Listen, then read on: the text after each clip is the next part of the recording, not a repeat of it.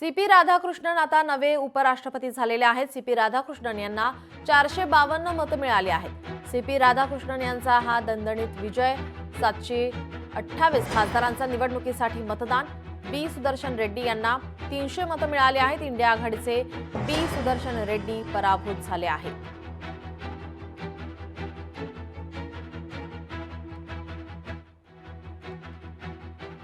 I, P.C. Modi, the returning officer for the Vice Presidential Election 2025, hereby declare that Shri C.P. Radhakrishnan,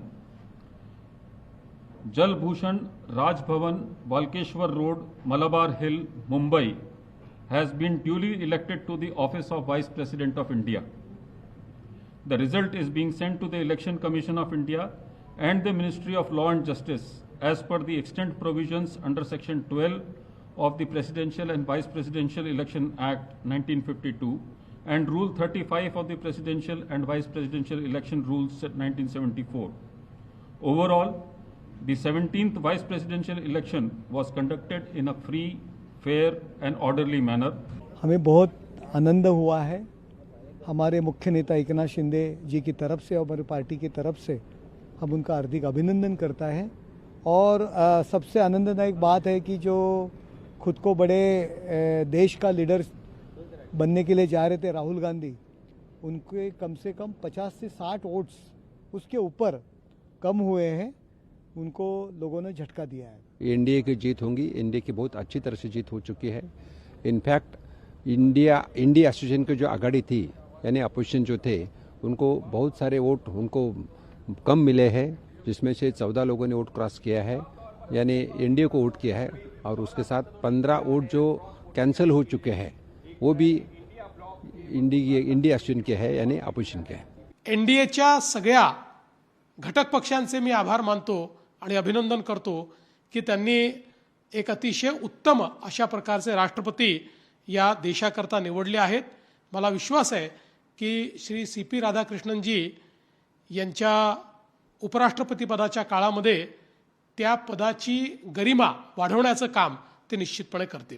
आम्ही खात्री बाळगली होती, विश्वास व्यक्त केला होता की एनडीएचे उमेदवार सीपी राधाकृष्णनजी प्रचंड बहुमताने विजयी होतील आणि ते आज खरं ठरलं।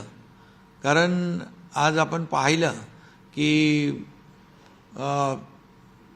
सीपी राधाकृष्णनजी यांनी जे काय गेले अनेक वर्ष संसदीय कामकाज केलं, राज्यपाल म्हणून त्यांचा कामाचा अनुभव आणि हे सगळं त्यांच्या पाठीशी कामाचा मोठा प्रदीर्घ असा अनुभव लक्षात घेऊन आदरणीय प्रधानमंत्री मोदीजी यांनी एनडीएचे उमेदवार म्हणून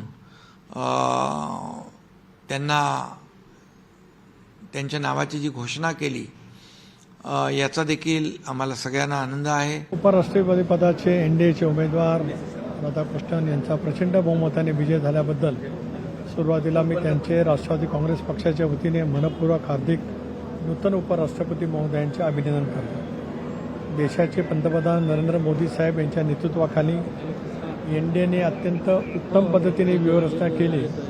ही निवडणूक प्रचंड चुरशीची होईल असा आभास नेहमीप्रमाणे तथाकथित विरोधकांनी त्या ठिकाणी इंडिया आघाडीने केला होता, परंतु आपण पाहिलं तर इंडियाच्या संख्याबळापेक्षा कितीतरी अधिक मताने त्या ठिकाणी आमच्या यशस्वी उमेदवारांना मतदान त्या ठिकाणी झालेलं आहे। लोकशाही मराठी ऐका, पहा, जागरूक रहा।